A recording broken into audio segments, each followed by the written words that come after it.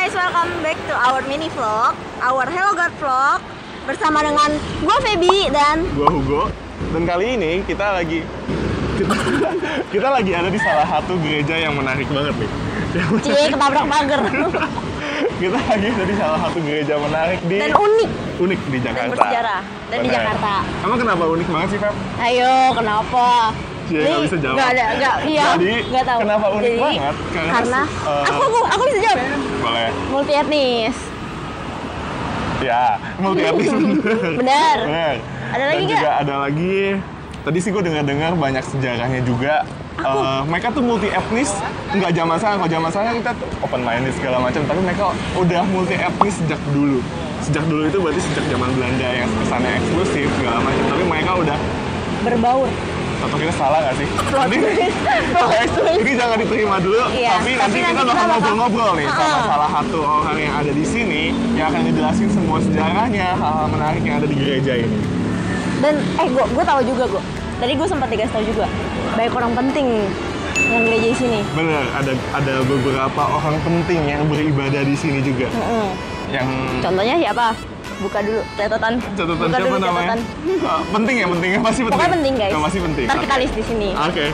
Jadi teman-teman ikutin terus vlog kita, jangan kemana-mana dan tonton sampai habis ya. Stay tune teman-teman.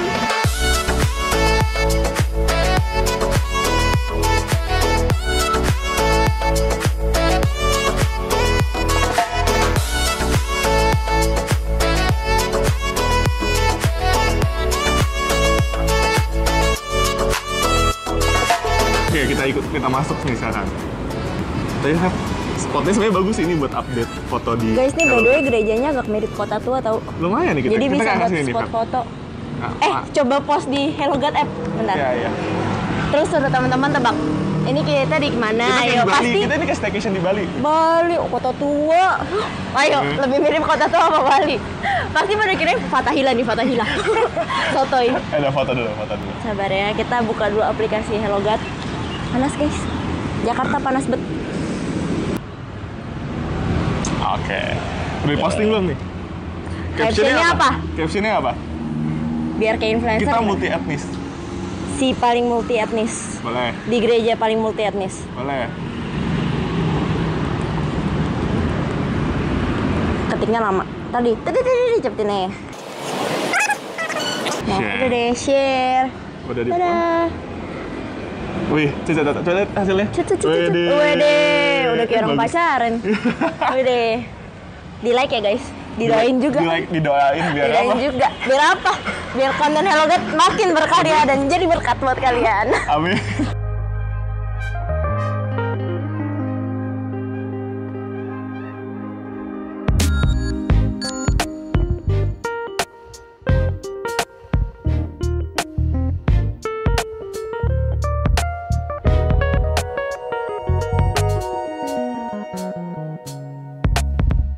Ini menarik banget. Apa tuh? Gue habis lihat di atas itu tuh ada logo teratai. Teratai, ada 3 biji teratai gitu. Nah, menurut lo, kenapa tuh teratai ada di situ dan artinya apaan? Satu-satu aku sayang ibu. Berarti papa mama gua. Salah. Belum, kekeluargaan. Salah. Kan ini multi etnis, kekeluargaan. Kalau gue lebih bagus lagi. Apa tuh, apa? Harta, tahta, wanita. Tuhan. Enggak. Bisa. Kayak glory gospel. Kayak pinter banget nih gue. Karena itu kan berkaitan sama sejarah. Benar sih. Tapi harta tahta juga masuk, Bu. Kita menggunakan harta dan tahta untuk memuliakan Tuhan. Amin. Okay. Ayo, komen. Keren kan? Oke. Teman-teman, jadi sekarang kita udah di depan pintu utama ruang ibadah GKI Kuitang. Jadi kita mau masuk, yuk kita lihat-lihat ke dalam. Oke. Oh, ini Bapak. Dan di sini kita bertemu dengan Bapak Guru. Pak Guru. Halo. Boleh kenalin dirinya, Pak? Oke, baik. Ya, selamat datang di GKI Kuitang. Terima kasih loh. Terima kasih loh, Pak. Ya, saya Guru Jatmiko. Saya pendeta jemaat di GKI Kuitang. Ya. Oke. Apalagi? Sudah pelayanan berapa lama, Pak? Saya melayani sejak 2008. Umur berapa, ayo, Bu? 9 tahun. 8 tahun. Berarti cukup lama ya, sekitar 16 tahun. 16 tahun Bapak udah main. Oh iya iya. Oke, iya. oke. Yaudah, kita bakal ngobrol-ngobrol lagi. Boleh kita masuk, Pak? Silakan, silakan. Iya, silakan. Oke. Masuk. Silakan.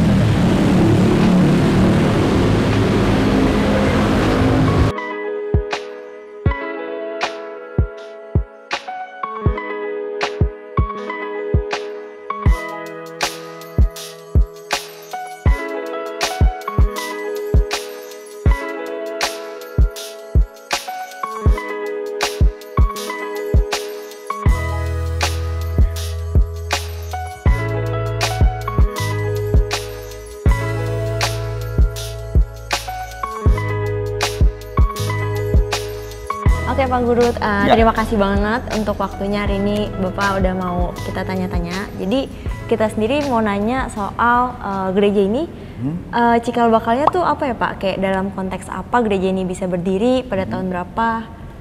Awal itu 1873. Ya, 1873 datanglah seorang sending namanya Sending Han ke Batavia. Sending itu tuh berarti Sending ini lembaga misi. Oh, lembaga misi. Lembaga misi dari Belanda. denominasi Hervormer di Belanda. Oh, Nah, jadi dimulai 1873, kemudian mulailah bersekutu, khususnya karena ini sending Belanda, maka mungkin pendekatannya lebih kepada orang-orang Belanda dan orang Eropa. Baru di Agustus setahun kemudian, 1874, mulailah dilakukan ibadah pertama, yang itu menjadi cikal bakal perjalanan yang nanti menjadi GKI Kuitang. Itu ya. Oke, 1874 ya. Jadi ini ya zaman oldies ya. Kita belum kelihatan apa-apa. Oh, dengar-dengar Pak, dulu tuh dari bambu bangunannya. Oh ya. Di awal 1873 menurut cerita bapak-bapak gereja gitu ya, memang bangunannya masih bangunan bilik bambu. Oke. Bilik bambu, kemudian berkembang sampai 18, saya lupa tepatnya, mulailah dibangun gedung dengan dinding batu. Ya. Nah, tampilan fasad depan itu mirip dengan kalau kita lihat Istana Presiden ya, karena mungkin disitulah bangunan megah yang mau ditampakkan kan ini. Ya, ada pilar-pilarnya begitu ya. Tetapi kemudian 1924 ya mulailah diperbaiki lagi sehingga tampilan fasad depan seperti sekarang ini. Oh, seperti yang di depan. Ya, seperti yang di depan. Jadi ada perubahan di situ. Kenapa diubah tuh kira-kira Pak? Kalau dilihat saya tidak tahu sejarah bagaimana diubahnya untuk apa, tetapi tampaknya memang mau menonjolkan simbolisasi yang hendak dinyatakan. Kalau tampilan awal di 18 sekian itu ya lebih seperti gedung pemerintah ya. Oke. Ya, lebih gede seperti pilar-pilar. Ya, betul. Gitu. Nah, tetapi kemudian 1924 mulai dibuat fasad-fasad yang itu isinya simbol sebetulnya. Jadi kalau kita berdiri tepat di depan gedung gereja, kita akan melihat pintu besar, ya pintu besar, itu kita sebut sebagai pintu keselamatan. Nah, jadi simbol pintu keselamatan, begitu ya. Menarik. Kemudian di atas pintu itu kalau kita lihat ada simbol 3 bunga teratai, dan itu merupakan simbol dari Trinitas.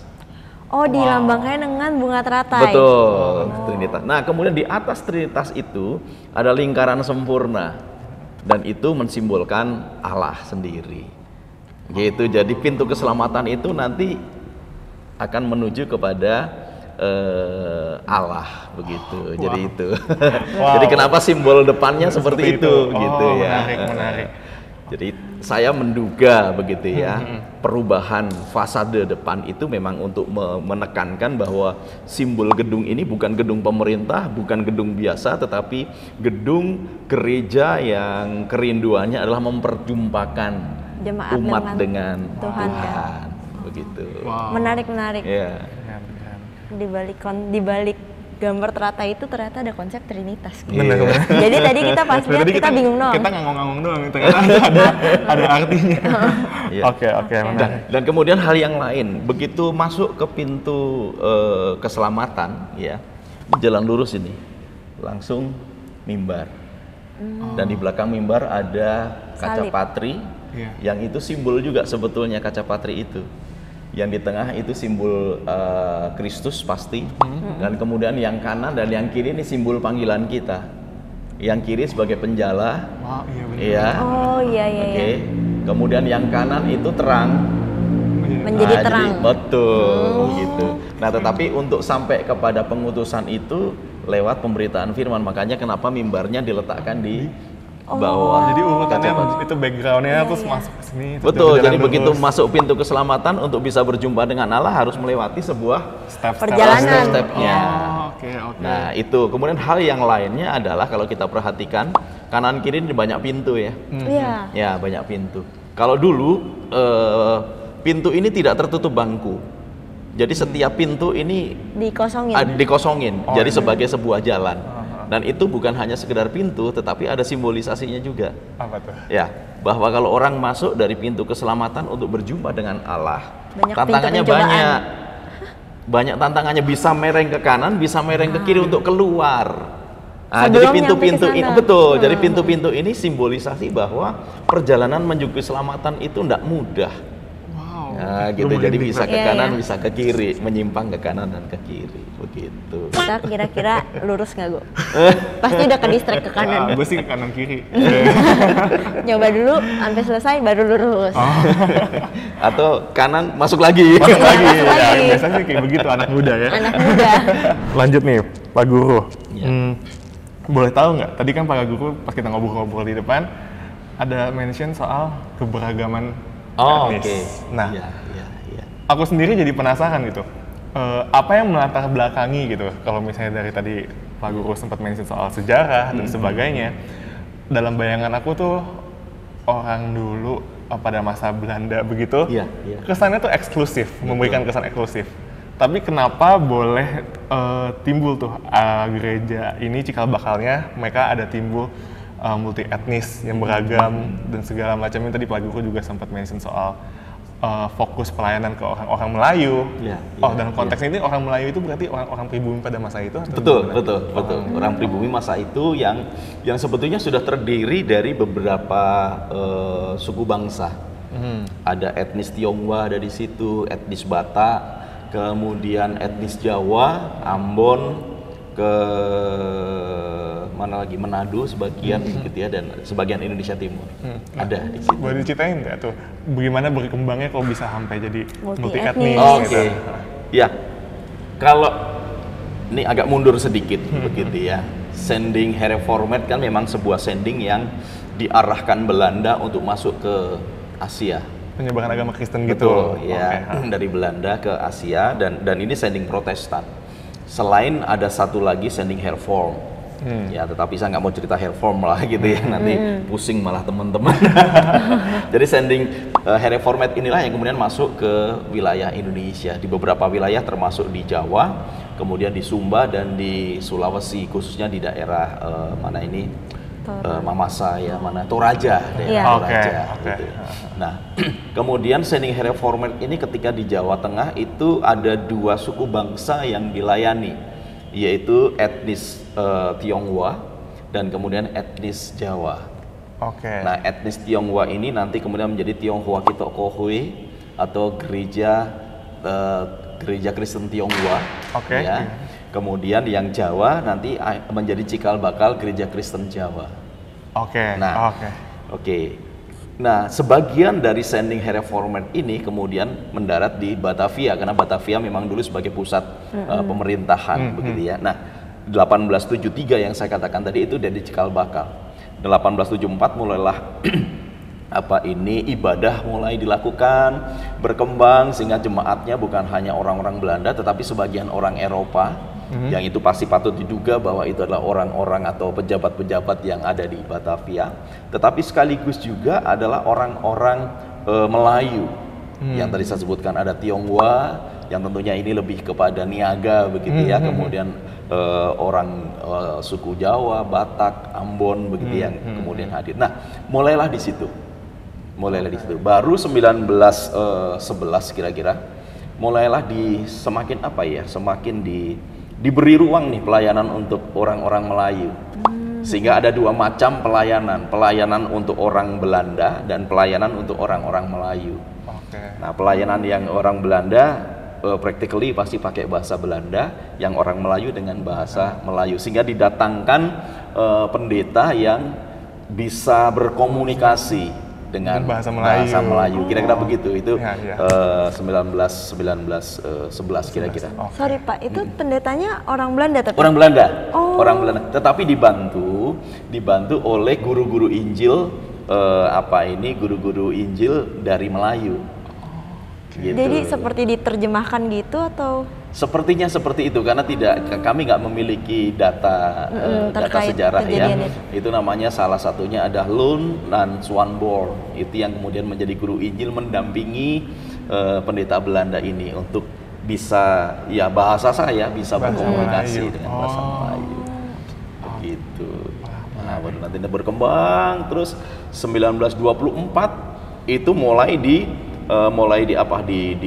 didorong bahwa yang Melayu ini harus berkembang dong, bahkan berkembang kalau bisa mandiri. Betul. Gitu, tidak bergantung lagi dengan Belanda. Begitu ya, 1924 berkembang terus sampai akhirnya 11 Agustus 1929. Nah, berdasarkan SK dari Gubernur Jenderal nih, jadi bukan sidang sinode. Langsung dari Gubernur ya. Gubernur Jenderal memberikan SK bahwa Hervormde de Kerk van Batavia ini dikembangkan menjadi Gereja Melayu Kuitang. Nah, tetapi perkembangan nama menjadi Gereja Melayu Kuitang dari sebelumnya Hervormde de Kerk van Batavia ini pasti terkait erat dengan peristiwa nasional yang namanya Sumpah Pemuda 28 Oktober 1928. Jadi terpaut kira-kira kurang dari 1 tahun. Ya, jadi orang-orang pergerakan orang muda pergerakan ini tentu sebagian Kristen ya, dan sebagian pasti beribadah di GKI Kuitang, dan ini kemudian mendorong semangat untuk menjadi Gereja Melayu Kuitang. Nah, sehingga 11 Agustus 1929 inilah yang kemudian kami tetapkan sebagai inilah hari lahir GKI Kuitang. Bukan merujuk ke 1874 ibadah yang pertama, karena itu masih sangat kental Belandanya, Hervormednya sangat kental gitu. Tau nggak yang gue tertarik tadi apa? Ternyata orang-orang Melayu itu sempat dilayani oleh orang Belanda. Karena selama ini aku kiranya ya Pak, dulu tuh pada saat itu orang Belanda tuh jahat semuanya. Dalam bayangan itu jahat. Pokoknya kita dijajah. Dengan stigma dulu tuh bahasanya menjajah kali ya. Jadi dengan timbul stigmanya kayak udah muncul stereotip yang udah jahat banget. Terus mungkin karena ada perbedaan kelas sosial juga, jadi kayak membuat jadi kayak nggak lebih. Iya. Oke Pak Guru, tadi kan Pak Guru barusan diceritain background kenapa bisa gereja ini kaya dengan multi etnis gitu. Nah, aku jadi penasaran nih, gereja yang satu suku aja tuh suka banyak perbedaan antar. Ini gimana caranya mereka multi etnis, mereka bisa bersekutu sama-sama, dan bagaimana gereja tuh bisa menjaga persekutuan ini tuh tetap berjalan gitu sampai gereja ini ada sampai saat ini gitu. Ya, yang pertama tentu ini semangat Injil ya, artinya bahwa seperti yang disampaikan Paulus juga ya, bermacam-macam tetapi akhirnya satu gitu ya. Lah tujuannya apa sekarang gitu ya? Kalau tujuannya memang mau memuji dan memuliakan Tuhan kan nggak pandang suku, ya.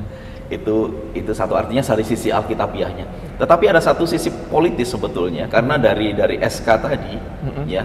Ada satu SK untuk pendewasaan itu, ada satu mandat yang memang kemudian ikut di situ, bahwa Gereja Melayu Kuitang ini memang harus menjadi gereja yang melayani semua suku. Jadi bukan hanya yang ada pada waktu itu Batak, Ambon, Jawa, kemudian sebagian Indonesia Timur, enggak, tetapi memang akhirnya diarahkan ya harus betul-betul menjadi Melayu. Nah, kemudian perjalanan ini menjadi menarik ketika sekitar 1930-an Hervormde de Kerk yang sudah menjadi Gereja Melayu Kuitang ini kemudian bergabung dalam satu klasis di Jawa Tengah yang namanya Tionghoa Kitoko Hui klasis. Jawa Tengah Selatan. Nah, di situ ada Tionghoa Kitok Kohwe yang sekarang menjadi GKI Sangkrah di Solo, kemudian Tionghoa Kitok Kohwe yang menjadi GKI Ngupasan di Jogja, kemudian Tionghoa Kitok Kohwe yang sekarang menjadi GKI Pajajaran di Magelang. Wah. Nah, jadi kemudian yang Gereja Melayu ini bergabung ke Tionghoa Kitok Kohwe Klasis Jawa Tengah Selatan. Kenapa bergabung? Ini bukan persoalan etnisitasnya, tetapi lebih kepada ikatan sejarah sending yang membawa sama-sama reformer. Gitu. Makin dibalik lagi ke awal mulanya sendingnya itu. Sending, betul. Nah, kemudian bergabung dengan Jawa Tengah Selatan itu, kemudian menginisiasi perjumpaan pertemuan dengan Tionghoa Kitok Kohwe Jawa Tengah bagian utara. Di situ ada Semarang, ada Salatiga, Blora, begitu ya, Purwokerto, begitu ya. Nah, kemudian sekitar Agustus 45, kemudian disatukanlah Tionghoa Kitok Kohwe Jawa Tengah Utara dan Jawa Tengah Selatan, kemudian sepakat menjadi satu sinode, yaitu Sinode Tionghoa Kitok Kohwe Jawa Tengah. Itu 1945.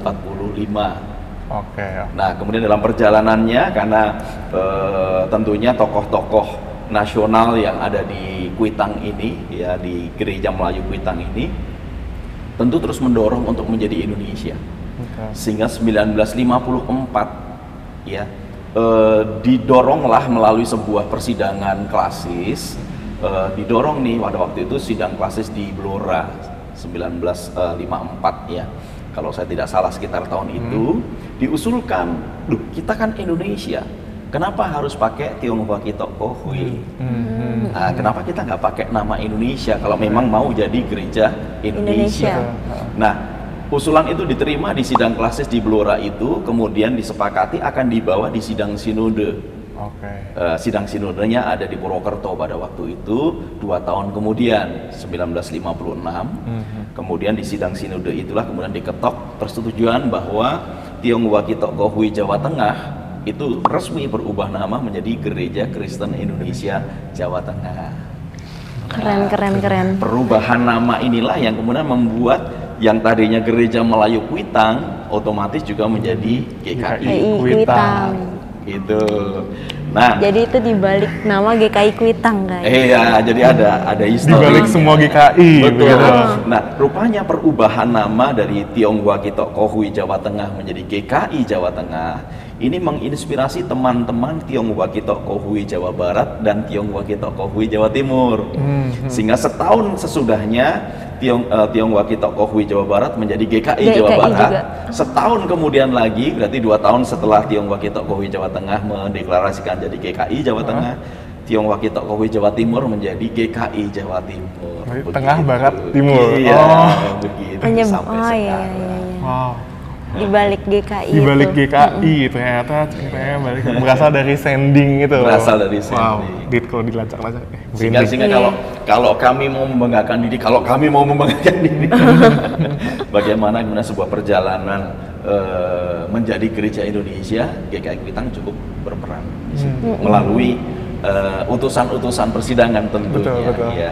Wow. Diperjuangkan sedemikian rupa. Wow. Kalau tahun-tahun 1950-an kan tokohnya masih ada Pak TB Simatupang. Dulu pada masa itu ya. Masa itu. Gitu ya. Yang memperjuangkan untuk GKI ini. Ya, perubahan nama dari Tionghoa Kitok Kohwe menjadi GKI. Kuitang.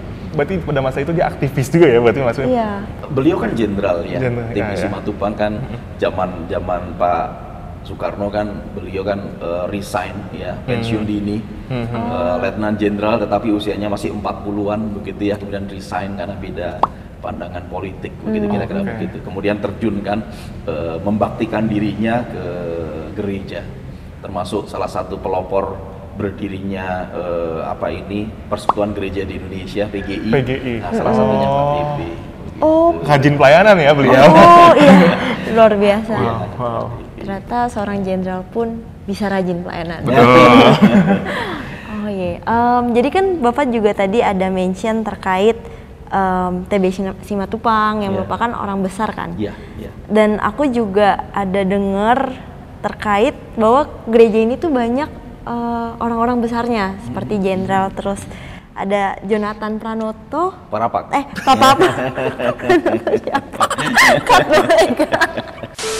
Terus ada Jonathan Parapak, ada Radius Prawiro ya. Radius Lalu- Prawiro. Sebetulnya bukan Radius Prawironya, lebih kepada adik-adiknya Radius Prawiro. Oh. Beribadah di GKI. Kalau Radius Prawironya ke GKI Kebayoran Baru.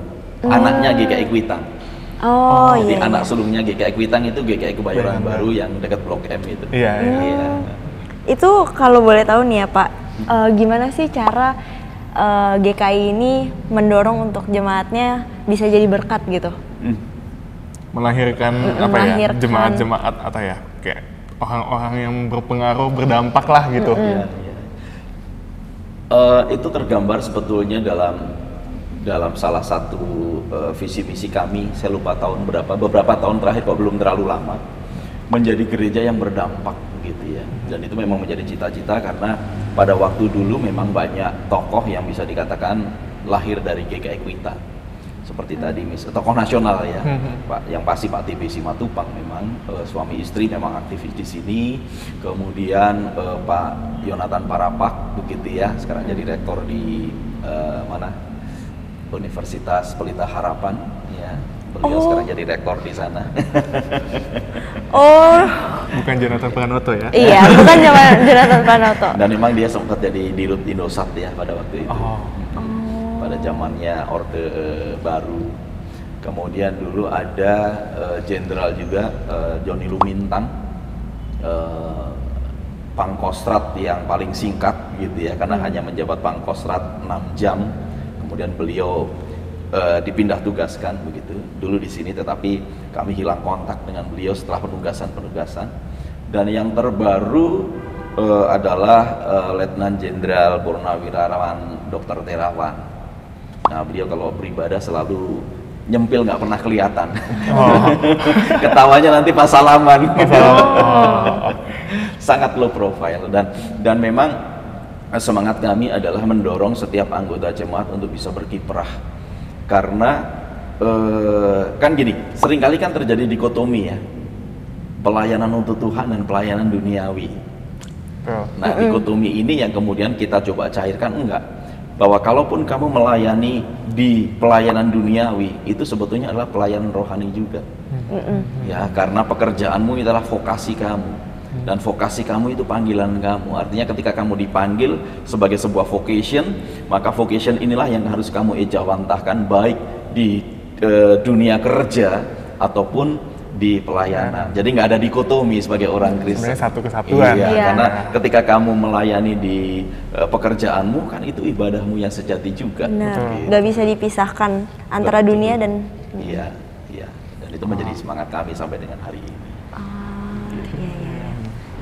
Oke, Pak Guru. Barusan kan Pak Guru udah sempet ceritain soal sejarahnya, terus ciri khas gereja ini, sampai tokoh-tokoh terkenal.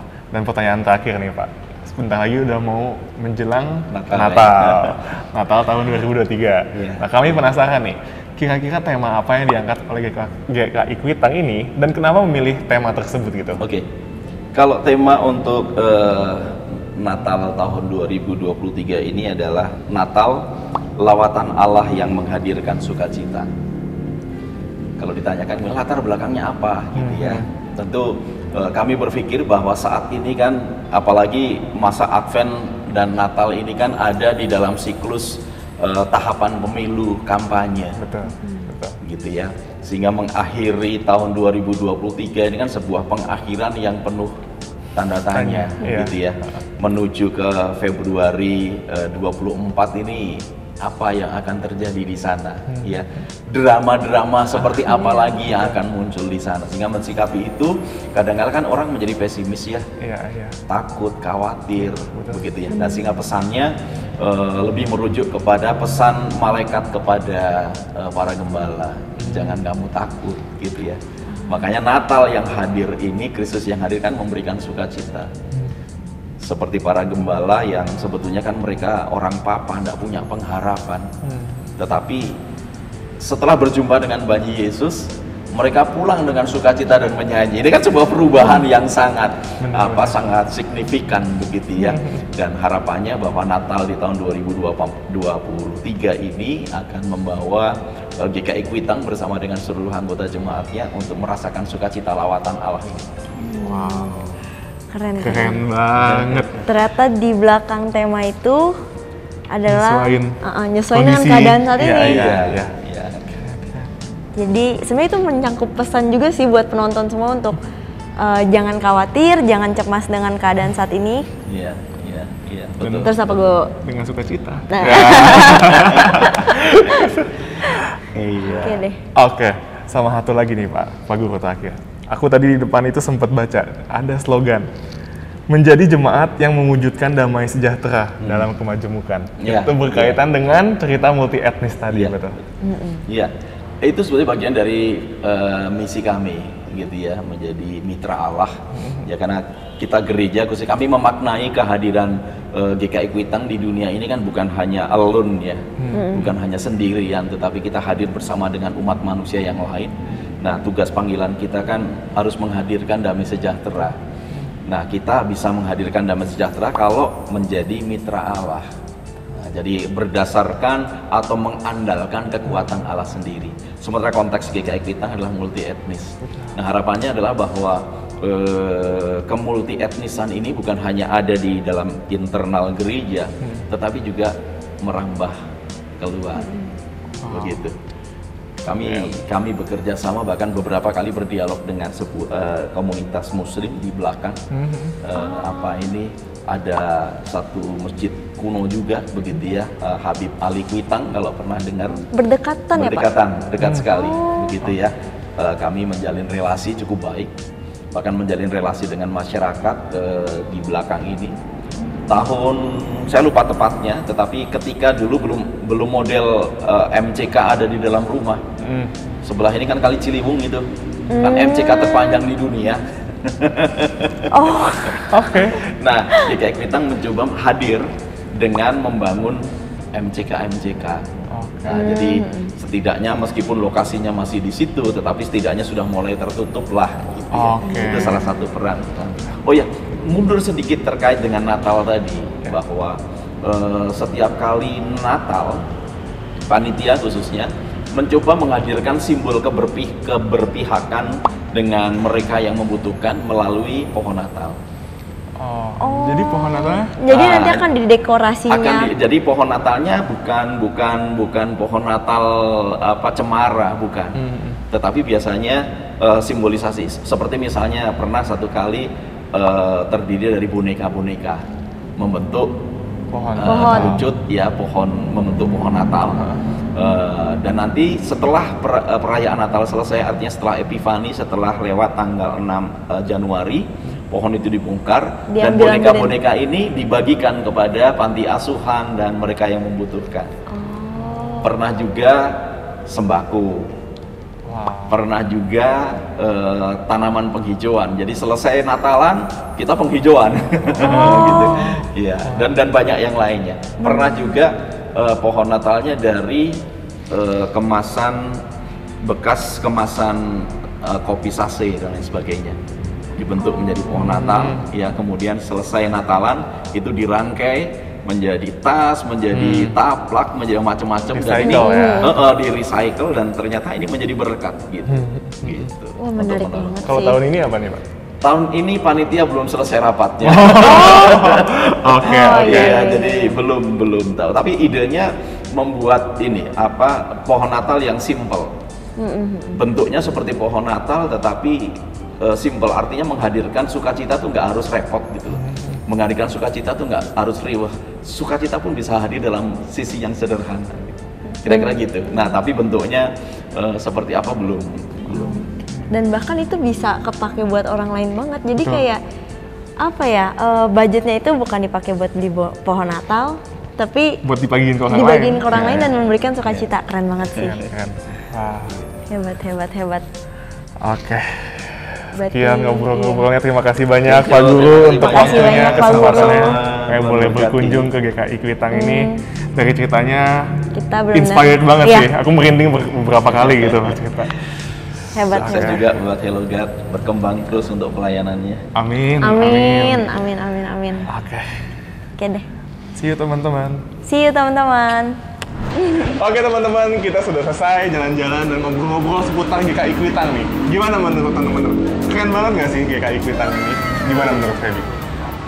Keren banget guys, ini gue kelihatan ya, kalian bisa lihat sendiri gue se-excited itu selesai wawancara. Karena gue bisa melihat kayak di tengah perbedaan banyak etnis, mereka bisa tetap mempertahankan jemaatnya. Mereka tetap bisa melayani kebutuhan masing-masing jemaatnya gitu loh. Hebat banget. Dari jemaatnya pun juga bisa berbaur satu sama lain. Nah, dan tadi ada salah satu slogan juga yang menarik gue baca di gereja ini. Mereka ada ngomong damai sejahtera untuk kemajemukan. Jadi intinya event berbeda-beda tapi mereka tetap mengutamakan kesatuan dalam tubuh Kristus gitu. Keren banget. Dan menurut gue ini juga bangunan gereja ini tuh masih dijaga banget sampai sekarang. Kayak ini masih masuk dalam cagar budaya gitu hitungannya. Kalian bisa lihat nih lampunya, tuh, lampunya tak Jack. Tak jeng, juga. Oke, segitu aja dari Hello Vlog hari ini. Jangan lupa buat teman-teman nonton episode Hello Vlog yang lain karena kita juga kunjungin beberapa gereja bersejarah dan menarik lainnya. Dan kalian pasti bisa belajar lebih baik lagi. Udah sih. Ya udah. Udah sih, closingnya itu aja sih sebenarnya. Jangan lupa guys buat download aplikasi Hello God dan kalian bisa sharing-sharing di sana. Entah kalian juga bisa sharing kalian belajar apa dari konten kita hari ini, sharing di sana dan kita bisa juga saling doain satu sama lain, support satu sama lain. Benar. Dan jangan lupa juga untuk follow IG sosmed kita. Kita ada Instagram, Spotify, Noise, YouTube, TikTok. Nah, jangan lupa untuk follow sosial media kita juga. Jumpain kita di setiap konten, ketemuin Tuhan di dalamnya. Oke deh, stay connected with Hello God. Bye-bye.